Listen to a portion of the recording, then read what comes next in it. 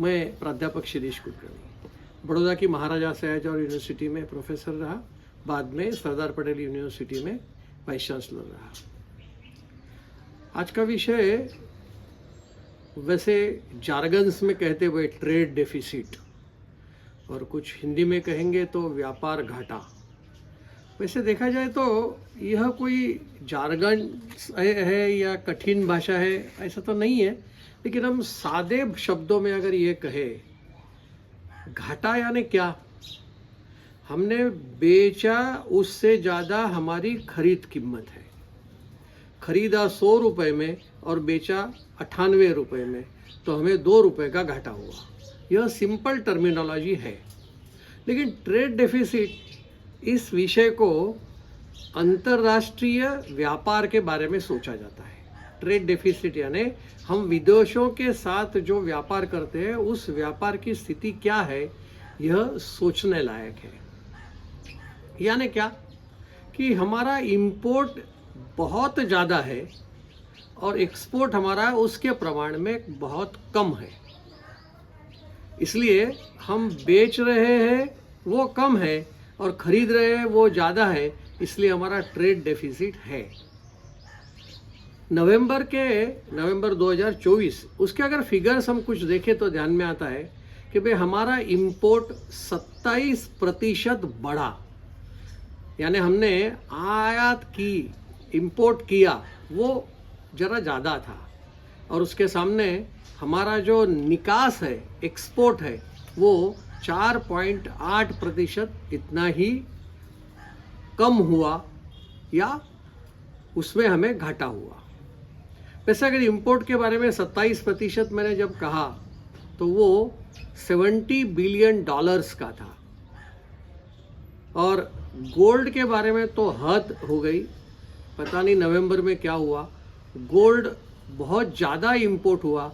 अगर उसे कहे 4 गुना बढ़ा, इतना सारा गोल्ड खरीदा गया विदेशों से। उसका जो कीमत है वो $15 बिलियन है। दूसरा साथ में हुआ क्या कि गोल्ड की कीमत जो है वो 30% बढ़ गई, और वो 30% बढ़ने की वजह से हमारा गोल्ड का इंपोर्ट भी बढ़ गया। हम अभी एक्सपोर्ट साइड पर जाते हैं। जैसे पहले मैंने कहा था कि 4.8% हमारा एक्सपोर्ट घट गया, इंपोर्ट बढ़ गया और एक्सपोर्ट घट गया। इसमें पेट्रोलियम प्रोडक्ट की बहुत बड़ी हमें समस्या आई। होता ऐसे था कि रशिया से हमें जो क्रूड ऑयल यानी कच्चा पेट्रोल जो मिलता था वो सस्ते भाव में मिलता था। हम उसको रिफाइन करते थे और तैयार पेट्रोल हम एक्सपोर्ट करते थे। उसमें कटौती आई और वो 49% कम हुआ। यानी हमारा जो एक्सपोर्ट पेट्रोल का था वो कम हुआ, करीब $3.7 बिलियन का कम हुआ। वैसे साथ में ज्वेलरी का भी सोचना चाहिए। ज्वेलरी के बारे में भी हमारा जो एक्सपोर्ट है वो 26% कम हुआ। ये तो नॉर्मली डायमंड और ज्वेलरी हम लोग काफ़ी ज़्यादा बाहर बेचते थे, जिसमें 26% का हमें घाटा हुआ, यानी कम हो गया, यानी $2 बिलियन इतना हुआ। ऐसा नहीं, थोड़ा सा बैलेंस अगर करते हैं तो एक्सपोर्ट में कुछ चीज़ों में बढ़ा है।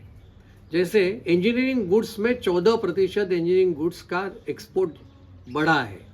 फार्मास्यूटिकल का सिर्फ 1% बढ़ा है। साथ में अगर इलेक्ट्रॉनिक गुड्स के बारे में सोचा जाए तो उसमें हमने बहुत महारत हासिल की है, क्योंकि हमारे मोबाइल फ़ोन्स विदेश में बहुत ज़्यादा जाते हैं, इसलिए इलेक्ट्रॉनिक गुड्स में हमें 54% बढ़ा। इसके साथ साथ ये भी सोचना चाहिए कि कंटिन्यूसली $1 का 82 रुपये का भाव था। यानी $1 खरीदने के लिए 82 रुपीज़ हमें देने पड़ते थे, वो बहुत बढ़ गया। यानी आजकल 85 रुपीज़ से भी ज़्यादा हमारा जो $1 लाने का कीमत है वो बढ़ गया। इसकी वजह से सारे गुड्स, जितने भी गुड्स भारत में आते हैं वो सारे गुड्स हमें महंगे पड़ते हैं, और हमारा जो इंपोर्ट है वो सस्ता हो जाता है। देखिए, यानी रुपए की कीमत अगर कम हो जाती है तो हमारा जो इंपोर्ट है वो ऑटोमेटिकली कम हो जाता है, और एक्सपोर्ट जो आता है वो ऑटोमेटिकली ज़्यादा कीमत चुकानी पड़ती है, ऐसी स्थिति है। इसलिए हमारा ट्रेड डेफिसिट माइनस में चल रहा है नवंबर में सबसे ज़्यादा।